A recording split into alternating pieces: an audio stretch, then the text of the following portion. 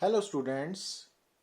आज class +2 unit number 1 electrostatics के lecture number 30 में we are going to discuss about some numericals on the basis of electric flux and Gauss law। तो electric flux and Gauss law के बारे में previous lectures में हम already discuss कर चुके हैं, तो आज उनके न्यूमेरिकल्स में के बारे में डिस्कस करेंगे। तो जो टॉपिक है उसका फर्स्ट पार्ट आज हम कर रहे हैं। तो फर्स्ट न्यूमेरिकल में आप क्या देख रहे हो कि आपको दो क्लोज्ड सरफेसेस गिवन है S1 एंड S2 और ये चार्ज डिस्ट्रीब्यूशन भी गिवन है। और सबसे पहले हमने निकालना है what is the ratio of electric flux through S1 and S2। अब अगर आप इस डायग्राम को कीनली ऑब्जर्व करोगे तो क्या देख रहे हो कि जो S1 के साथ फ्लक्स है वो सिर्फ उसके अंदर वाले S1 के अंदर वाले चार्ज के कारण है। तो इट मींस S1 के लिए जो इनक्लोज्ड चार्ज है वो Q है, क्योंकि 2Q S1 के बाहर है। तो इट मींस S1 के साथ फ्लक्स होगा Q by epsilon naught according to Gauss law. पर जब आप S2 के साथ फ्लक्स निकालना है तो S2 के अंदर ये दोनों चार्जेस हैं। तो जो S2 की बाउंड्री है उसके अंदर Q एंड 2Q दोनों चार्जेस है। इट मींस S2 के अंदर नेट चार्ज कितना है 3Q। तो इस कारण जो फ्लक्स है लिंक्ड विद S2 वो है 3Q बाय एप्सिलॉन नॉट। तो उनकी रेशियो 1/3 बन गई। अब अगर इसके सेकंड पार्ट की बात करें, how will the electric flux through surface S1 change if a medium of dielectric constant K is introduced in the space inside S1 in place of air.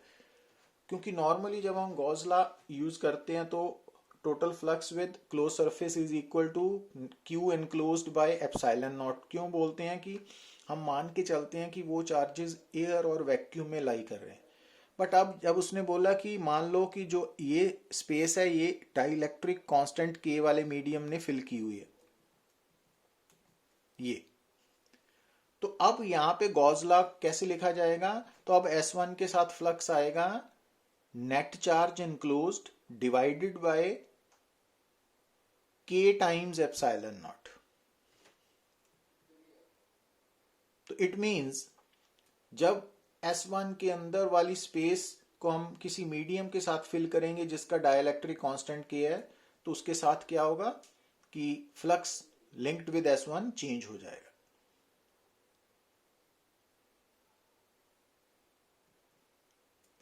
अब नेक्स्ट न्यूमेरिकल है number 2।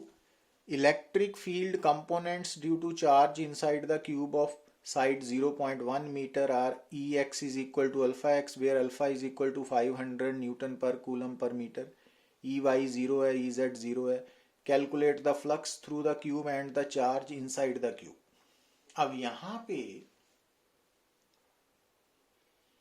सबसे पहले तो जिस जगह पे ये क्यूब एग्जिस्ट कर रहा है वहां पे हमें इलेक्ट्रिक फील्ड के components Ex, Ey, Ez given है। तो Ex की वैल्यू अल्फा एक्स है और अल्फा गिवन है, तो Ex बन गया 500x इक्वेशन 1। Ey 0 गिवन है, Ez 0 गिवन है। अब टोटल इंटेंसिटी क्या होती है Ex i cap plus Ey j cap plus Ez k cap. तो टोटल इंटेंसिटी बन गई 500x i cap equation number 4। अब क्योंकि ये क्यूब क्लोज्ड सरफेस है और ये क्लोज सरफेस 6 फेसेस को जोड़ने के बाद बना हुआ है और ये 6 फेसेस साइड ऑफ क्यूब है और sides of cube square in shape है।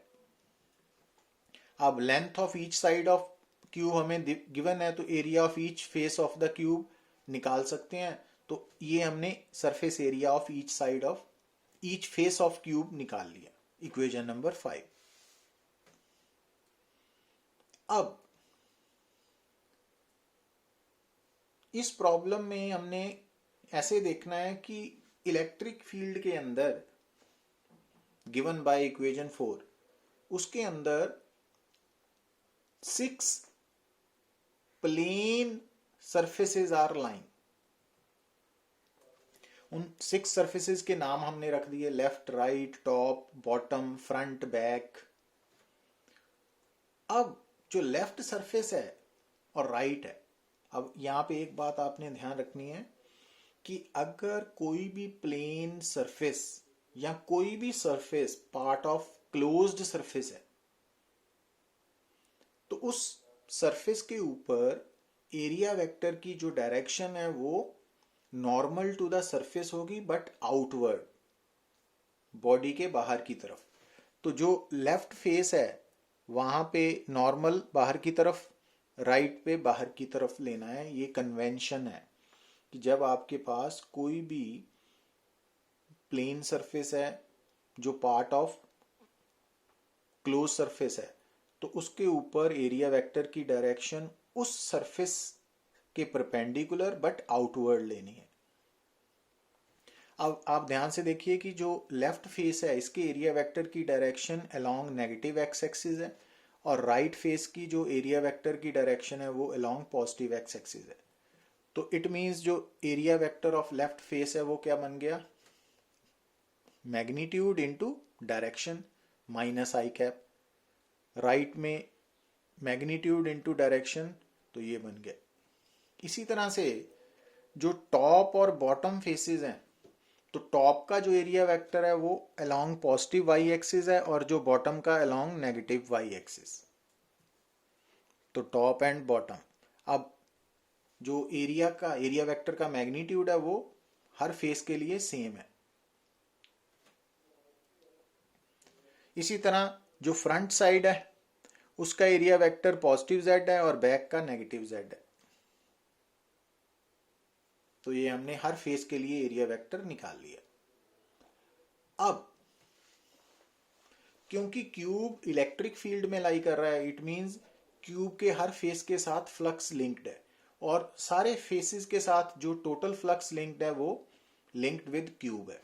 तो इट मींस जो total flux linked with cube है वो left, right, top, bottom, front, back हर फेस के साथ जो फ्लक्स है उसके कारण है। अब किसी भी प्लेन सरफेस के कारण फ्लक्स की वैल्यू कैसे निकालते हैं, electric field and area vector का डॉट प्रोडक्ट। अब हर फेस के लिए ई की वैल्यू सेम है, but area vector left, right, top, bottom, front, back use किया हमने।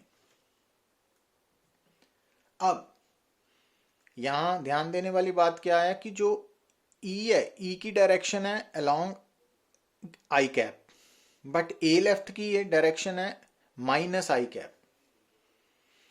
तो यहां पे डॉट प्रोडक्ट है, तो आई डॉट आई 1 होगा।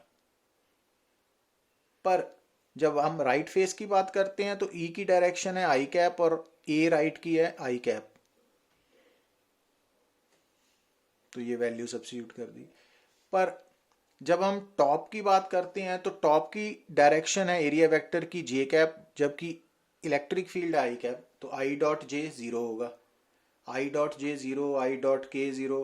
तो इस कारण जो flux due to top, bottom, front, back surfaces हैं वो 0 हो जाएंगे, क्योंकि E vector and A top, E vector and A bottom, E vector and A front, E vector and A back, इनका जो डॉट प्रोडक्ट है वो 0 है। तो ये दोनों कंट्रीब्यूट करेंगे सिर्फ। अब जो क्योंकि ई के फार्मूला में एक्स आ रहा है, तो आपने देखा होगा कि आपकी जो क्यूब का लेफ्ट फेस है ना वो अलोंग एक्स एक्सिस कितनी दूर है, 0.1 मीटर। मींस जो लेफ्ट फेस है उसके लिए एक्स की वैल्यू 0.1 मीटर है, और जो आपका राइट फेस है वो ओरिजिन से कितनी दूर है, 0.1 प्लस 0.1 मीन्स 0.2 मीटर। तो इस कारण जब हमने यहाँ पे फ्लक्स निकालना है तो यहाँ पे ई के फार्मूला एक्स में जो लेफ्ट फेस है उसके लिए एक्स की वैल्यू कितनी सब्स्टिट्यूट करनी है, 0.1 मीटर, और राइट के लिए 0.2 मीटर। और इनको सॉल्व करने के बाद फ्लक्स की वैल्यू आ गई 0.5 न्यूटन स्क्वायर मीटर पर कूलम। अब गॉस लॉ को यूज करके आप अगर फ्लक्स निकाल लिया क्यूब के साथ, तो flux is equal to net charge enclosed by epsilon naught. तो क्यू की वैल्यू होगी flux into epsilon naught. Epsilon naught की वैल्यू हमें नोन है, फ्लक्स निकाल लिया हमने फर्स्ट पार्ट में, तो चार्ज निकल आएगा। क्लियर? तो इसको ध्यान से रिवाइज करना विद कॉपी तो समझ आएगी स्टेप बाय स्टेप। अब जैसे न्यूमेरिकल नंबर 3 में careful measurement of electric field at the surface of a box indicates that the net outward flux through the surface is. अब जो फ्लक्स आपको दिया है 16 इंटू 10⁻³ न्यूटन स्क्वायर मीटर पर coulomb, तो वो आउटवर्ड होने के कारण पॉजिटिव नेचर का है, अगर इनवर्ड होता तो नेगेटिव लेना था। Using Gauss law flux is equal to net charge over epsilon naught, तो Q is equal to this one. अब क्योंकि फ्लक्स पॉजिटिव है तो क्यू भी पॉजिटिव आएगा, तो इतना चार्ज एनक्लोज्ड है। फर्स्ट पार्ट का आंसर। अब सेकंड पार्ट में वो क्या पूछ रहा है कि if net outward flux through the surface of box were zero, कि अगर फ्लक्स जीरो होता तो could you conclude that there were no charges inside the box. अब यहाँ पे अगर फ्लक्स आउटवर्ड फ्लक्स जीरो है तो इट मीन्स क्यू एनक्लोज्ड भी जीरो है। बट क्यू एनक्लोज जीरो का मतलब यहाँ तो कोई चार्ज ही नहीं है अंदर, पर ऐसा भी हो सकता है कि क्यू एनक्लोज जीरो का मतलब कि उसके अंदर दो चार्जेस हैं, एक प्लस क्यू और एक minus Q, even then Q enclosed zero है। या ऐसा भी हो सकता है कि इसके अंदर तीन चार्जेस हैं, +2q माइनस क्यू, तब भी क्यू एनक्लोज जीरो है। तो इट मीन्स अगर किसी क्लोज सरफेस के साथ फ्लक्स जीरो है तो इट मीन्स उसके अंदर नेट चार्ज, जो नेट एनक्लोज्ड चार्ज है, नेट चार्ज है विद इन इट, वो जीरो है, बट इंडिविजुअल चार्जेस में लाई विद इन दैट, बट उन सब का सम जीरो होगा। That is the explanation.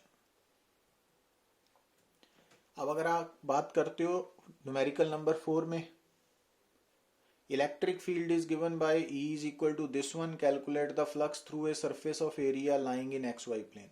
अब आपको इलेक्ट्रिक फील्ड इंटेंसिटी की वैल्यू गिवन है in terms of rectangular components. अब जो सरफेस है उसका एरिया का मैग्नीट्यूड तो 100 स्क्वायर मीटर है, बट क्योंकि वो XY प्लेन में लाई कर रहा है तो उसका एरिया वेक्टर की डायरेक्शन क्या होगी, XY प्लेन के परपेंडिकुलर मीन्स Z एक्सिस। तो Z एक्सिस की डायरेक्शन को रिप्रेजेंट करने के लिए हमारे पास यूनिट वेक्टर है की कैप। तो इस कारण हमारा जो एरिया वेक्टर है वो क्या बन गया,